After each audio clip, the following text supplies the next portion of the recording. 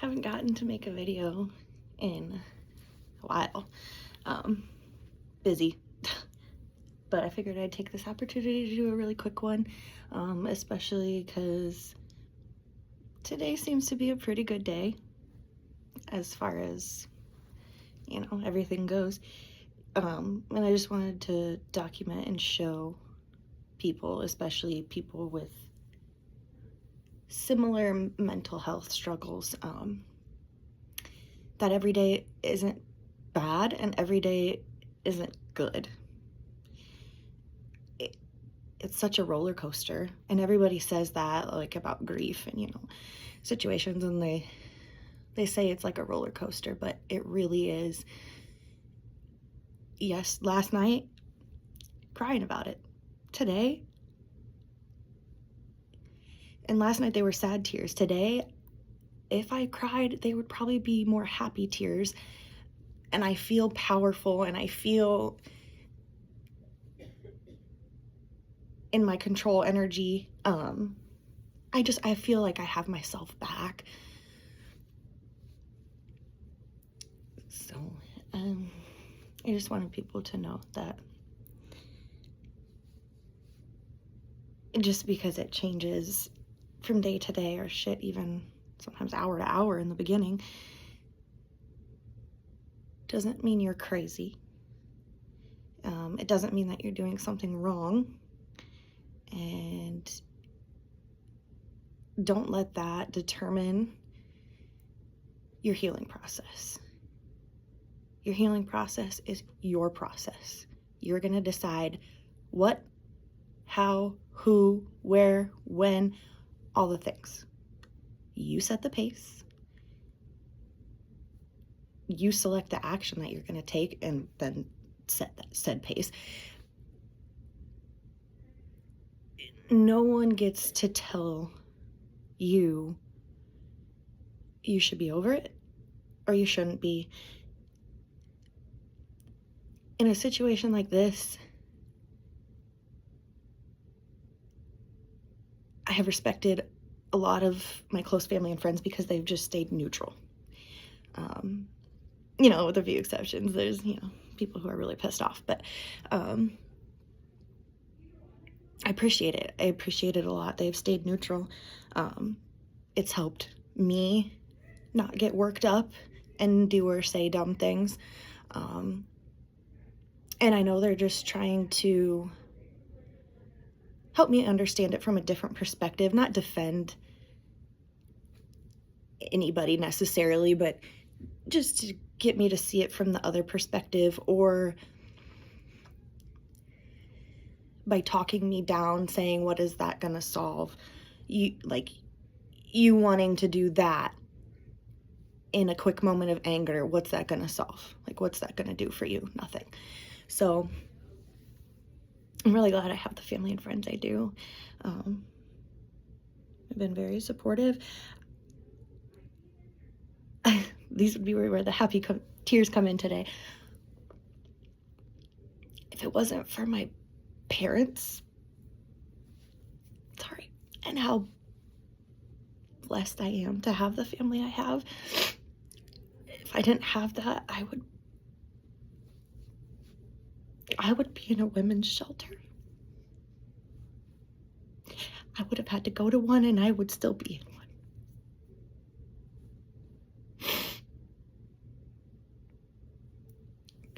And every time I think about that, it just disgusts me. You're okay with putting the person that you were supposed to protect for the rest of your life. You put them on the curb, and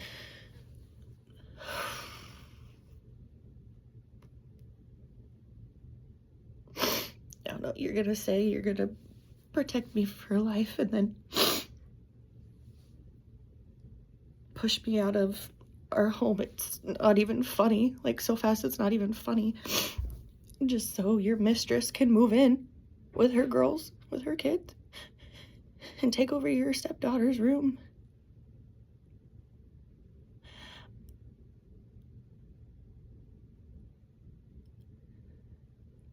just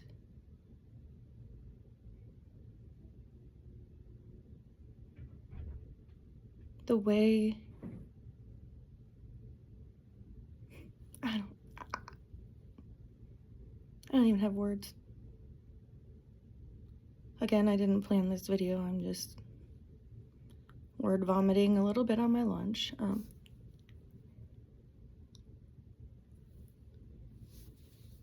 But it just blows my mind that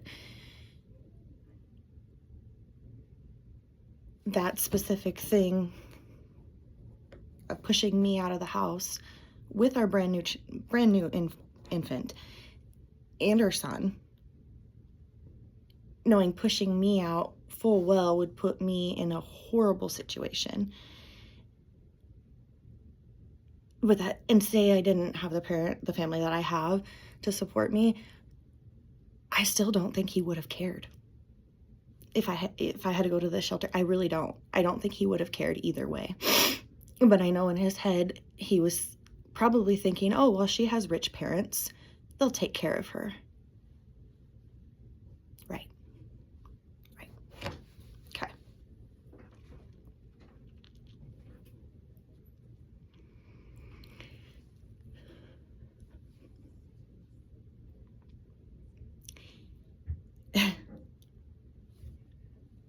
I've learned no comment is better than commenting.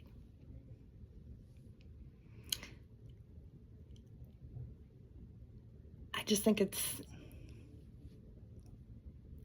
it's crazy how not only that, but a slew of other things that just don't make any sense was all worth it for him. And the man I married is not, he doesn't let people easily persuade him. He's very much in control of his life. He has boundaries and morals, and he sticks to them.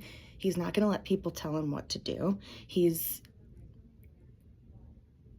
polite, but he's not a pushover. And he knows who he is, and he's a grounded person. So it just shocks me that all of a sudden all those things have changed. Everything.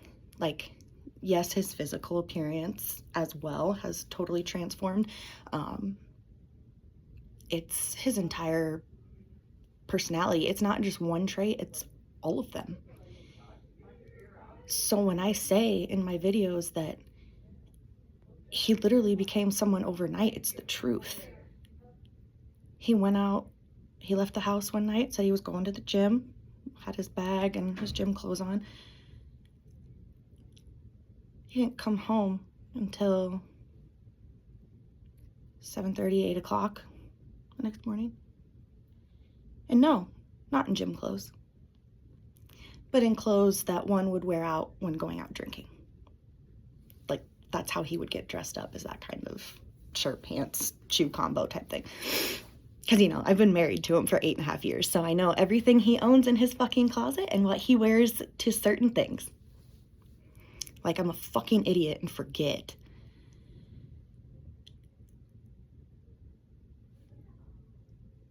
Ever since that night, Andrew left my house and went to the gym. I don't know who the fuck came back in the morning, but it wasn't him. And I have a strong sneaking suspicion that may be the first time they slept together. Because his behavior prior to it was still standoffish and like, oh, I don't really want to do this, and like, still very hesitant, but was still willing to try and seriously consider trying. But after that night, it's like it was done, game over for him. Like, and what could happen that is so monumental to make you be like, yep, I'm done. This is for sure what I'm doing. I'd say fucking a random bitch that works at your bar is pretty close. See, and then I say things and like that out loud, and then I feel bad.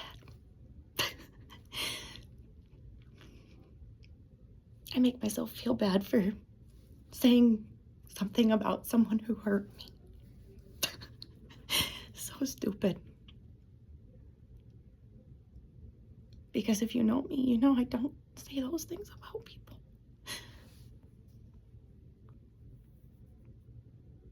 The love you give out, the love you will receive,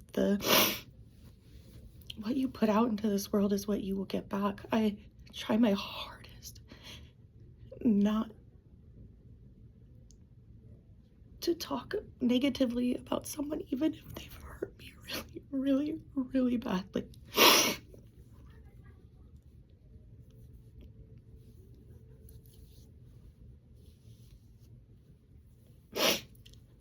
So when I say those kind of things, I instantly regret it, but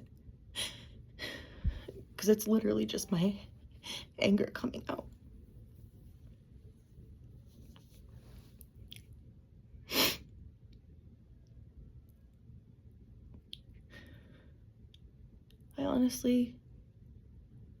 I don't feel bad for her necessarily. I think she made her bed and she's gonna lie in it and she's gonna find out what the fuck she really got herself into. So congratulations. High five. You wedged your way into a marriage, and you know, you're gonna find out what it was really like and not what he told you.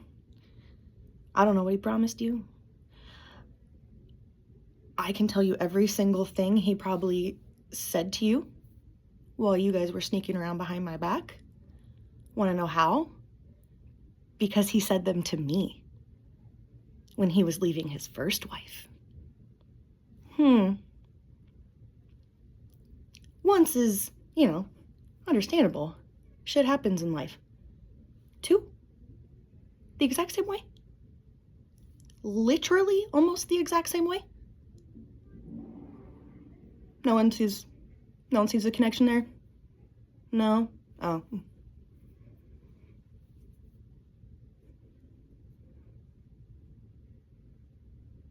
He just turned 37 this year. From what I've gathered, she's 28. That is damn near a decade of an age gap. Him and I were 5.5 years. So I can only imagine he just keeps going younger, because I was also about 5 years younger than his wife at the time that he was leaving, the first wife. So there was a first, I'm the second, now there's probably a third. Something tells me she's pregnant. Theories. I have a whole theory on that, and I have a hard sneaking suspicion it's gonna come true, but not my life, not my business. I don't give a fuck. Not that I feel bad for her, but it may not be next week, it may not be tomorrow, it may not be 3 months from now. It may take 5 years, 6 years.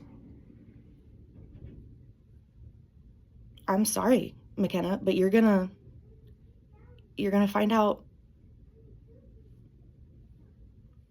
who he really is, and it's gonna start slow, very slow, and very disguised as caring for you and caring for your feelings and just trying to help you and better you. You're gonna start to see it climb over the years, and eventually, unfortunately, it took me a lot of years to finally see what was happening to me, because I think this situation was so, I don't know, I guess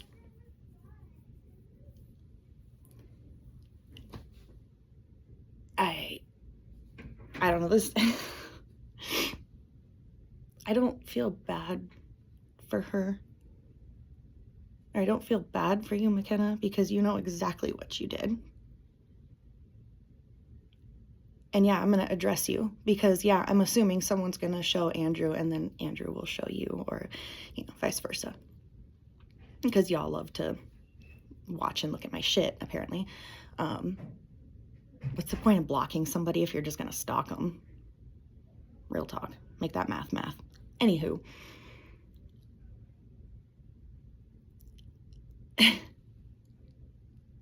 I don't feel bad for you, McKenna. You knew exactly what you were doing, to who you were doing it to. You didn't care. You had no sympathy. As another woman with children, knowing I was pregnant and we already had another child and he had a stepdaughter, didn't matter. Just because you listened to my now ex-husband vent about our marriage and I'm sure life problems in general, which he has a right to do. He has a right to vent to anybody he chooses. The thing I have a problem with is you took that, and because you wanted him, sexually, physically, whatever. But your selfish ass decided, I want him. So, oh my God, I'm going to take all the stuff he's told me and just fan those flames of hatred for his wife. And then I bet he'll just walk out of her life and he's all mine. And I can have whatever he promised me. I won the prize. See, guys? I got it. McKenna, I did the same thing. Did the same exact thing. Asked for a trophy. Asked for a prize.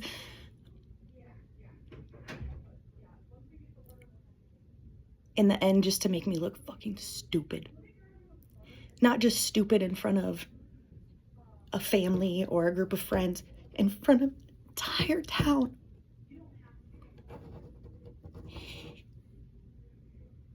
The amount of disrespect I've gotten from the both of you through all of this is asinine.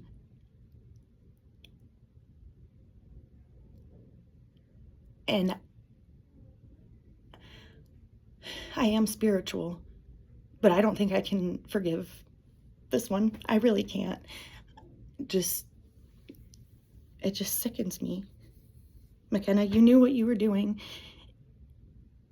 You knew the reasons you were doing it, and you even lied straight to my face. I had messaged you, and you lied to me. And then I messaged you again, I believe on Mother's Day, and you got mad at me because it was Mother's Day, and you didn't want to, deal with accusations, which, touche, I completely forgot it was Mother's Day. I was in the wrong there, but I just had come across new information, so I was more like, oh my God, I want to confront this more than remembering what day it was. So you just denied it and said, you don't want to talk, have a good Mother's Day. And I respected that. So I haven't messaged you since. I don't look at your shit. I don't want to. If you ever want to know, I can tell you probably exactly what he's told you these first 4 months, word for word, verbatim. Have you gotten a bracelet yet? Oh, that's right. You probably got that months ago, because for me, it was about 3 weeks into our relationship. And I'm not talking like a Claire's or a Walmart bracelet. I'm talking like a jewelry store bracelet. Yeah, I think he did. You want to know how I know? Oh, because it was on our credit card receipt. A jewelry store for $300. For $300, it better be gorgeous. I would laugh so hard if it's your kids' birthstones. Why? Because he's giving that to me too. Maybe you'll get a mother's ring too. Yeah, yeah. The anniversaries and everything's gonna be great. Everything's gonna be great for about 4 or 5 years, maybe.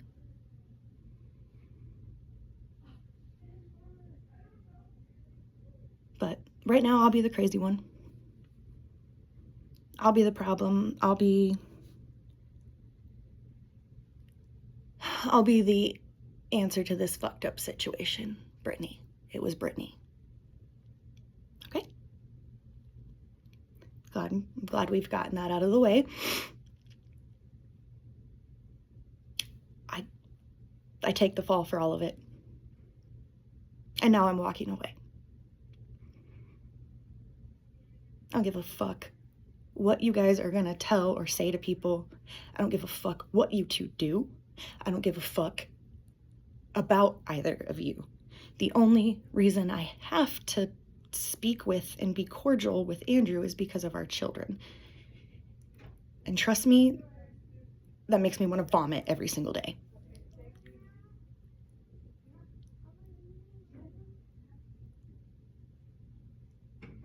Memories still haunt me, and it just scares me. It scares me thinking that I'm always gonna have this. I'm always gonna have memories occurring constantly. I'm always gonna just get hit by the sadness of it all, and like, I know it will eventually dissipate, but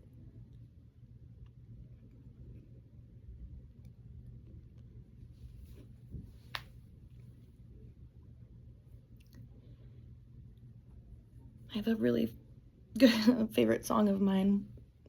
The lyric is, how long does panic last? How bad is not that bad? That's kind of what I've been asking myself through this whole situation.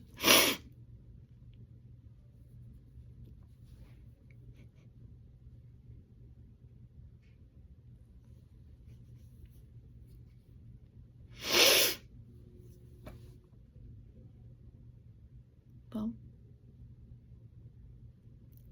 that took a different direction than I thought it would. Alright, my time's up.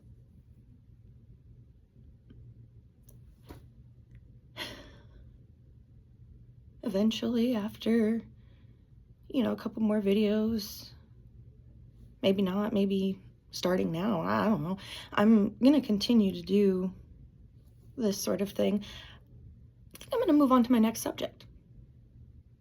I don't want to talk about my divorce anymore. I don't want to talk about him. I don't want to talk about her. I don't want to give it any more attention than it's already gotten. They are not worth my breath. They are not worth my eyesight. They are not worth any sort of space inside of my brain. Nothing. They are worth nothing, just like they think I'm worth nothing. And the way he thinks our family was nothing.